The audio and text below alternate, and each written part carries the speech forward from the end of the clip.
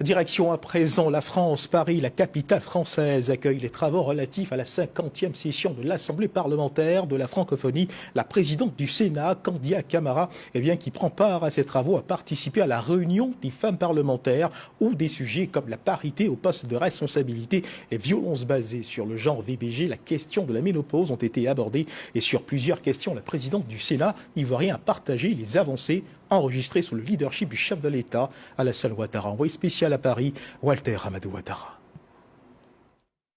C'est la salle Colbert de l'Assemblée nationale de France qui abrite cette réunion des femmes parlementaires francophones. À l'ordre du jour, des communications relatives à l'apartheid fondées sur le sexe, la ménopause et le leadership des femmes en politique. La parité 50-50 est souhaitée. La représentante de la Côte d'Ivoire au comité directeur du réseau des femmes parlementaires situe l'intérêt pour notre pays. Mon rôle, c'est de communiquer sur tout ce que la Côte d'Ivoire a mis en œuvre, les lois sur les violences faites aux femmes, les quotas pour les assemblées élues et bien d'autres choses. À travers ce réseau, c'est aussi une diplomatie parlementaire, pouvoir faire connaître notre pays à travers le Sénat. La présidente du Sénat, Kandia Camara, qui conduit la délégation ivoirienne, comprenant des députés également, souligne quelques avancées enregistrées sous la gouvernance du président de la République, Alassane Ouattara. Vous avez des femmes aujourd'hui qui occupent des postes importants au sein du gouvernement.